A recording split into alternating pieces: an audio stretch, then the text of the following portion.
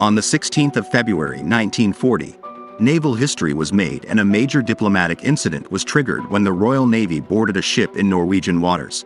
A tanker was transporting 299 British POWs to Germany.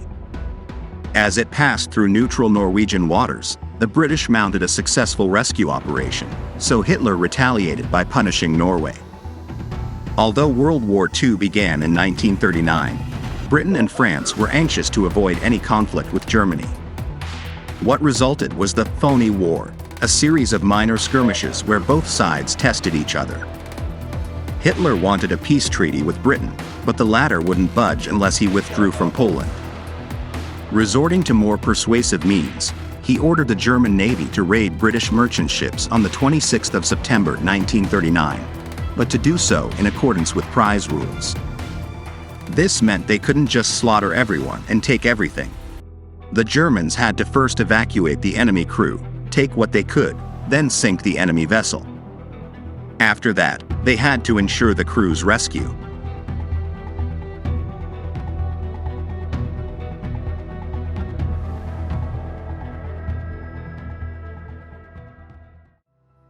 Admiral Graff Spee. What became known as the Altmark incident began with the pride of the German naval fleet, the Admiral Graff Spee. At the commencement of World War II, she was dispatched to the South Atlantic under the command of Captain Hans Langsdorff. Langsdorff was an old-fashioned sailor and sought to protect the lives of fellow seamen. As a consequence, the Graff Spee modus operandi was to approach Allied shipping with the French flag at her stern, and once alongside run up her colors and put a crack boarding party aboard the Allied ship. The crew were then transferred, or if close to land, were given the option of rowing to shore in their ship's lifeboats. Charges were then set and the ships sent to the bottom. As a consequence, he probably sank less ships than would have been possible, but of the 9 he did sink, no crewman died. On September 30th, the Graff Spee seized the Clement, a British cargo ship, off the coast of Brazil. The Clement broadcast the RRR signal, "I am under attack by a raider," before her captain and chief engineer were taken hostage, while the rest of the crew were put on lifeboats. Then the Graff Spee fired 30 rounds of her 28 centimeters and 15 centimeters guns at the Clement, finally sinking her with 2 torpedoes. The German captain, Hans Langsdorff, then sent a distress signal to the naval station at Pernambuco in Brazil so they could come and rescue the British sailors. By October 5th, British and French ships were hunting down Langsdorff. That same day, the Graff Spee took the Newton Beach cruiser and turned her into a prison hold. On October 7th, the German ship captured the crew of the Ashleia, then sank her. The next day, the Graff Spee returned to the Newton Beach, removed the prisoners, then sank the British ship. Wrong journey. By October 10th, the crew of the Huntsman steamer were unhappy guests aboard the Graff Spee. By now, the German cruiser had the crew of 3 British merchant vessels aboard and could no longer accommodate them. She therefore rendezvoused with the Altmark, an oil tanker and supply ship, on October 15th to refuel and to offload the POWs. 2 days later, the Huntsman was sunk.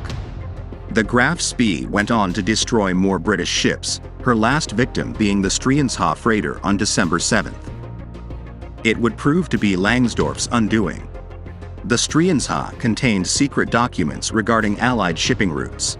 On the 13th of December 1939, Graff Spee was found and attacked by the cruisers Exeter, Ajax and Achilles but entered Montevideo harbor to avoid destruction. She was badly damaged by British cruisers. 4 days later she was required to leave the harbor and was scuttled in the River Plate rather than face the force which was waiting for her outside.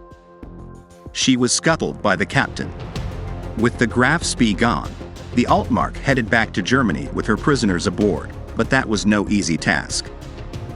Britain still dominated most of the seas, and with the war on, many of her naval ships were either in home waters or trying to blockade Germany. Her captain, Heinrich Doe, decided that the best way to get home was to go around the north of Great Britain.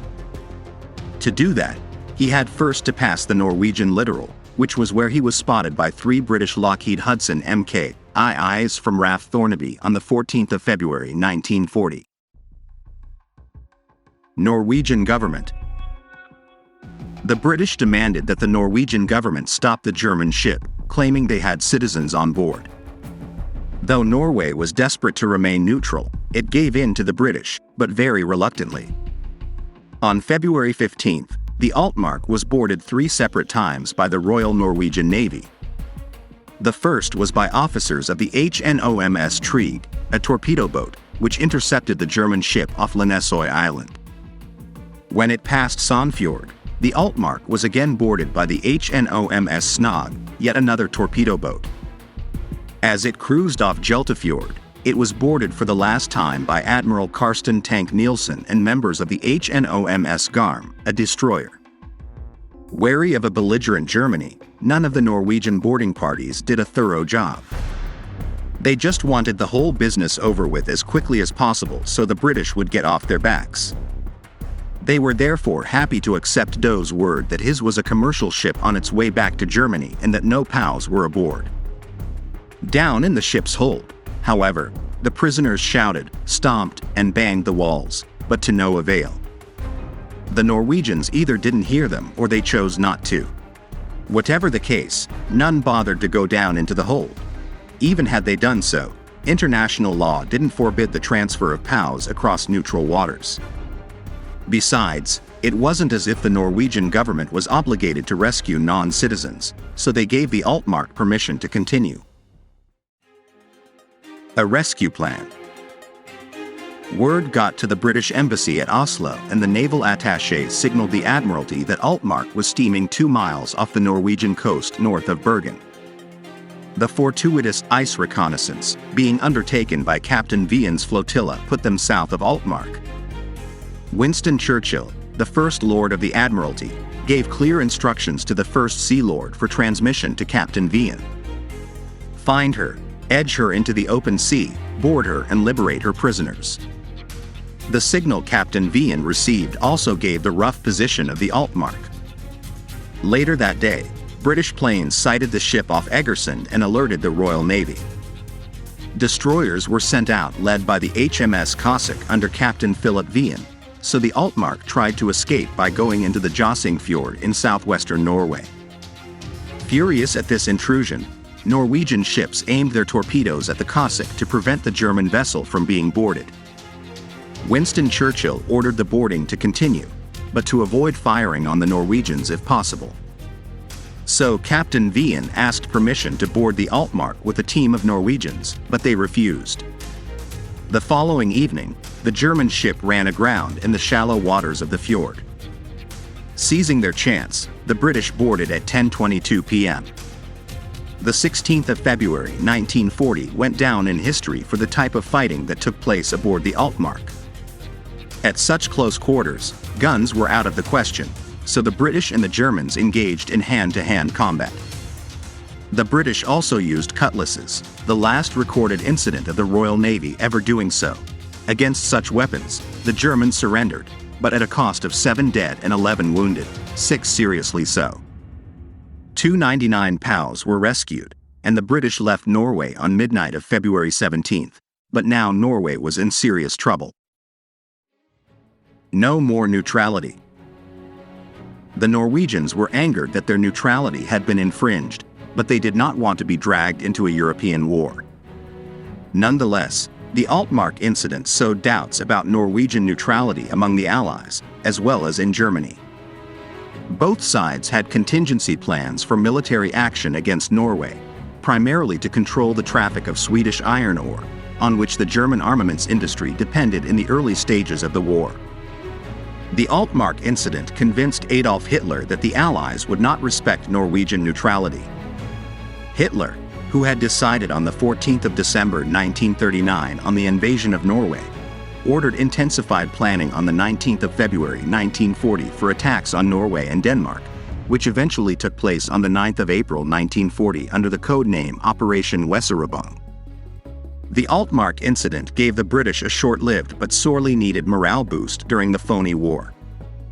The incident also had a lasting propaganda effect in German-occupied Norway during the war. when the Norwegian collaborationist government tried to neutralize their nickname, Quislings, by using the location of the skirmish, Jossing Fjord, to coin the derogatory term, Jossing, referring to pro-Allies and anti-Nazis. Their efforts backfired, as Jossing was immediately adopted as a positive term by the general public, and the word was banned in Norway from official use by 1943.